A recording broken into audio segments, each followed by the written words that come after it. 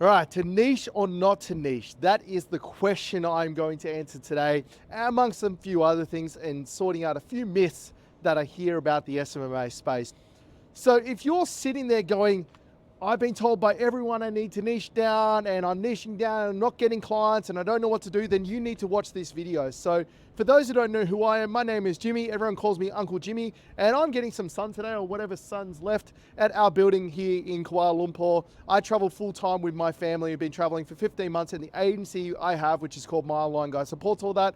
I also do service delivery and coaching over at Easy Grow, which is Charlie Morgan's course. You've probably heard of him. And I've coached over 500 SMMA owners to keep clients forever and deliver awesome services. So, niching down. I hear this a lot. It's a rhetoric and it's a paradigm, which is basically what everyone is told. You need to, when you're deciding and you're picking a niche, you need to niche down and you need to stick to that niche. You shouldn't niche hop and you should only do work in that niche, blah, blah, blah, blah, blah. Well, I'm here to share a massive secret, and that is I got to 7 figures by not niching down. And I'm going to explain to you why I think that maybe everyone should reconsider this narrative and whether they should focus on niching down when they first start, or whether they should take a more practical, pragmatic approach, which is just taking the money where it comes. So let me talk about the case for niching down for a second, because I think there is merits to niching down. So the general consensus is that when you niche down, what you're doing is you're focusing your energy, intention, and the resources you have onto one niche, so you can collect testimonials and feedback and build ads and get all the collateral you need so you can focus on delivering consistent results for that niche. And in principle, that works amazingly well. You know, you think about it, right? Like if I was working for gym owners and all I had was gym owners' testimonials and the collateral I had was for gym owners, you could see why that would be valuable. But to be fair, there's 2 chinks in the armor when it comes to niching down, and I'm going to talk about those now, and then I'm going to talk about why I think maybe that's not the best thing to do for most people when they start. The first chink in the armor of niching down is it creates a certain amount of risk within your agency. And the risk is that you've got all your eggs in one basket. Now, I'm not saying that what happened in 2021 with the big C will ever happen again. But if you ran a gym-specific agency in 2021, you were smashed to bits because every man and his dog had to stop delivering services for gyms. And that's completely understandable. If gyms are shut down and you're offering services for that niche, then you can see why that would happen. And I had a mate who was who ran an agency that helped migration lawyers find clients overseas. His agency, which was a 7-figure agency, basically shut down overnight and never recovered. That's the risk you run by niching down. Now, the other issue with niching right down is that you become very specialized in a very small set of skills as an agency owner, which isn't necessarily a bad thing, because if you get really good at getting gym owners results and you've gotten that perfected to a fine art, that makes you incredibly good at getting results for gym owners. But it creates gaps in your holistic ability to create ads in general. And this is why I want to sort of pitch and want to fly the flag for maybe not niching down when you first start.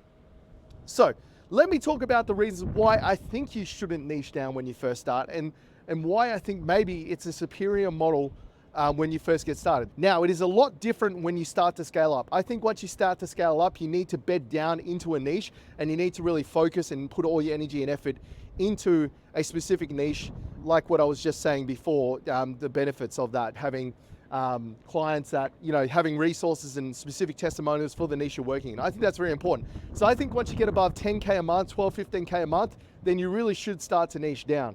Because then if you do it my way, you're going to get the best of both worlds. So one of the big pluses and one of the big perks of not niching down is that you get very good at creating ads. You think about it, right? Like if you're working for a painter and you're working for someone in home improvement and you're working for a plumber, they're 3 separate niches with 3 separate requirements. You have to be able to create ads to be able to get results for all 3 of those people. And obviously I make a lot of money these days by being good at service delivery. And I can put my hand on my heart and say one of the reasons I'm so good at delivering results consistently is because I've worked in a lot of different niches and I've seen what's worked, and I have a fundamental understanding of how to set up ads and how to deliver a service across multiple niches. And I think that's part of the reason I've been so successful in this space, is that I'm a jack of all trades and a master of none. So I think that's one major reason I would tell people to potentially maybe look at not niching now. is that if you really are serious about getting good at making ads, you need a lot of exposure to a lot of different niches and a lot of different situations. And one of the best ways to do that is just do work in a lot of different situations. I think the second reason not to niche down is a little bit more nuanced than people think. Niching down isn't just picking a niche, it's also niching down to a specific service and an offering that fits that niche, right? Now, I've spoken to a lot of agency owners who have turned away what would be good work for them because it doesn't fit their niche and they're focused solely on their niche. And it's just a shame, really, because one of the things that you need to understand when you're running an agency is that cash is king and cash flow is everything, especially when you're first starting out, right?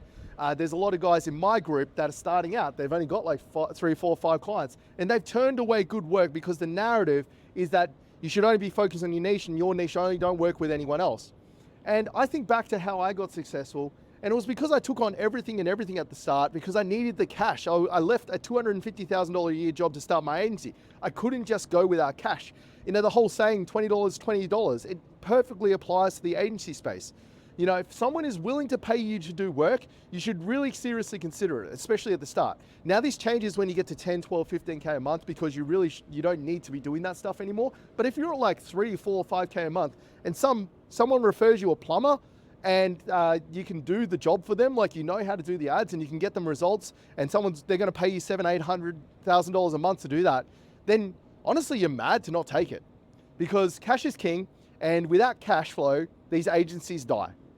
And that's what people don't understand. It's fine when you're a 17-year-old and you don't have money overheads and your life expenses. But if you're someone that's a little bit older and you're trying to start this and you've quit a job to do that, you know, it's hard when you don't have any cash coming in and you can't pay yourself. So the quicker you can get past that point and get to the point where you're paying yourself, the better it is, right? So I think from that perspective, keeping your options open and keeping the net wide helps you find those jobs that maybe you wouldn't have been looking for if you hadn't niched down.